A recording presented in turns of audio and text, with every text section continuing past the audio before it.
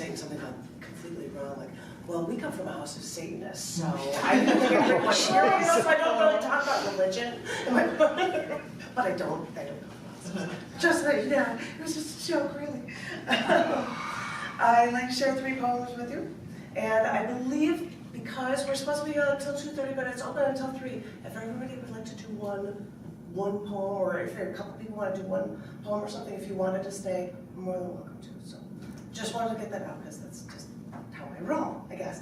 I'm looking for things that about community or whatnot. I have another poem that is from the book Feral Memes 2015-2017 Show Poems, and it's. I try to pose like the face on it, something. This is from another piece from the poetry show of Q2, and it's called Everyone Celebrates Together. I've always been the one to plan everything, and I knew I wanted to celebrate on New Year's Eve. It's weird to think about ancient calendars. They used to begin at the vernal equinox in March. And it's weirder to think that the celebration started in 2000 BC in Mesopotamia, in Iraq. But even though the older cultures used different calendars and celebrated New Year on different dates, Ethiopians celebrated with the rain on September 11th. The Thai's New Year, people actually splash blessing water on March 13th. The Chinese New Year varies with the lunar calendar, with the lion, the dragon dances, drums, fireworks, and more. And all in red for good luck, which for the new year. And some countries celebrate by running into water, freezing cold water, which I actually did freeze. That was crazy.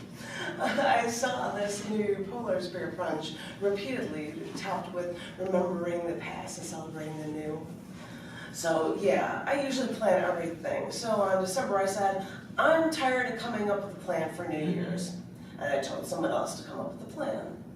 Being a Midwesterner, someone looked at me and said, let's watch the ball drop in New York City. He didn't have a plan of where it would be, he just said it as an idea. And my first impulse... sorry about that. Was this sort of what? Oh, child protection. Sorry about that. Oh, everybody, well, is there a child in this room? I think we can't find it. It's not just my phone. It's everybody's phone. Okay. It's everybody's. Sorry about that, but... It's probably Burt Burnett, and it's always in Burt Burnett, Texas. Okay. Sealy. Yeah. So my first impulse was to think that this was, ludicrous. I mean, it's too far away. We've got no places to stay. And then I gave it a second thought. Salespeople in my company sell in New York. Maybe I could just float this idea their way, and maybe we'd actually have a place to stay, and we could actually pull this thing off. After I mentioned it to just one saleswoman I'd never met before in person, they invited me to their home in Connecticut so that we could train into the city with her son and his friends and celebrate New Year. One phone call was all it took, and the next thing I knew is that we were road tripping in New York to watch the ball drop in Times Square. And at times like this, in times where we celebrate, everyone is instantly your friend. My coworker brought me to the Chrysler Building so we can actually get the view from our company's Manhattan office. And it was the only time I actually photographed the World Trade Center towers, buildings that you never really think about unless the news is bad. So anyway, no, it wasn't time for sightseeing. And people complain about the traffic in New York, but it didn't seem much different from Chicago. And on this one trip, the roads were my friends, and we got along just fine. But forget the car on New Year's Eve. My coworker's son, his name actually was Trip. He took me on a trip on a train with his new friends into this new town until we found a perfect place for a perfect view down the street. And on this one night, we all screamed together. We all celebrated together, and we are all stuck together. And even leaning on each other from the nap on our ride home on the train.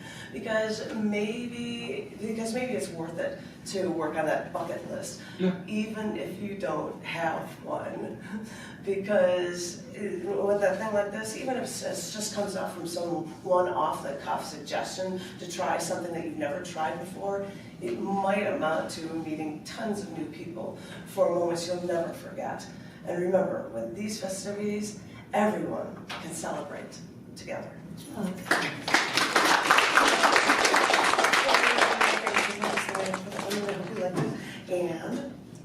This is a book that I thought would be goofy to share with you guys. A collection of my magazines, CC&D magazines, a collection of things from different issues, and it's called On the Edge, which it looks like I'm on the edge, tumbling into Lake Michigan in this shot for it. But, so a bunch of things from different issues of CC&D magazine, and I thought I would share one for you. And it is an expanded extremes. It's a variation of the poem Holding Hands.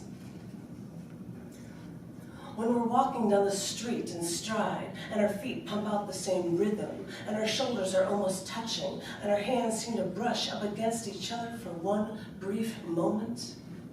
In that one brief moment, he reaches over and takes my hand. He slides his fingers around my hand, and I feel him move along my palm to my fingers.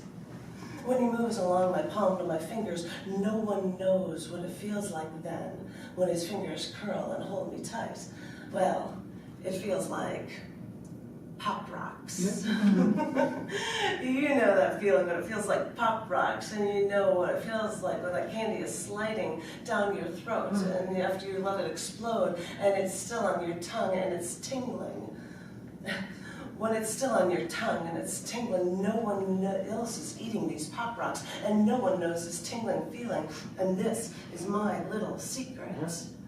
And I love keeping this little secret. When I feel this feeling like never before, and it makes me want to laugh and cry, because when I look around the room, I see no one is eating those Pop Rocks, and no one knows this feeling when he's holding my hand. No one knows this feeling when he's holding my hand. It's like candy and cupids and hearts and sunshine and all of those generic symbols of love that never explain it just right. And these words can never explain feelings like this just right. It's catching your breath, falling from an airplane. It's climbing a mountain. It's standing on a glacier. It's following dolphins. It's swimming with sharks. It's turning your head and seeing those fingers interlocked with yours as you're walking in stride. Because when those fingers are interlocked, you want to hold on for your life. And now you have something you've never felt, all just by holding his hand.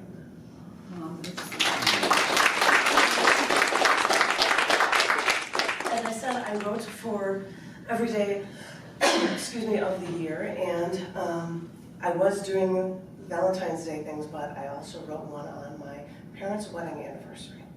And that was on the 18th of February, and I'd like to share it with you. And it's called Learning How Love Lasts.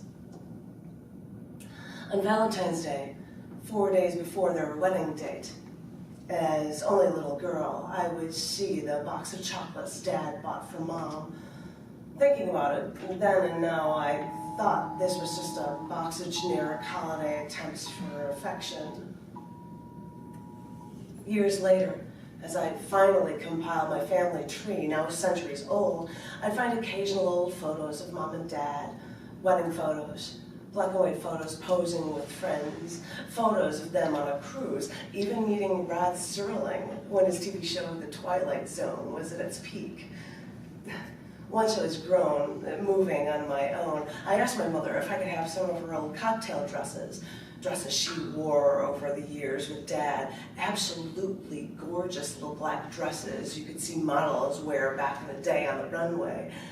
She gave me a few of those dresses, but she also gave me a few pieces of her jewelry, including a gold ring with an ankh on it after, I lost my spot, after she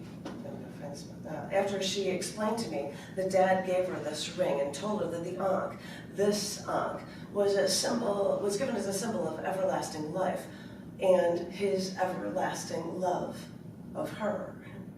My religious friends' family may have found issue with my wearing a pagan ring, but to me, the ring is only about love.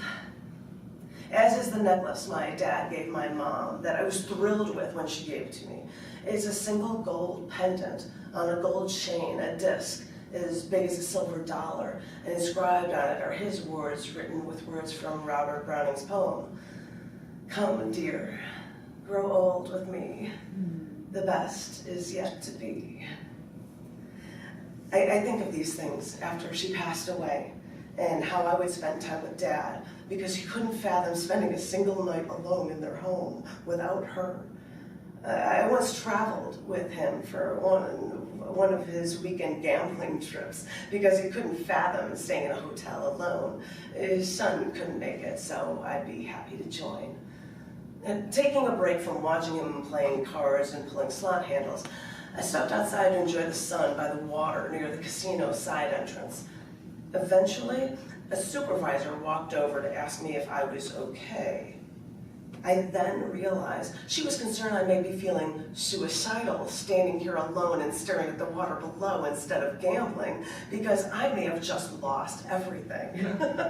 It was a sweet concern from the casino, as well as a good effort to cover the casino's bases, but there was no need to worry.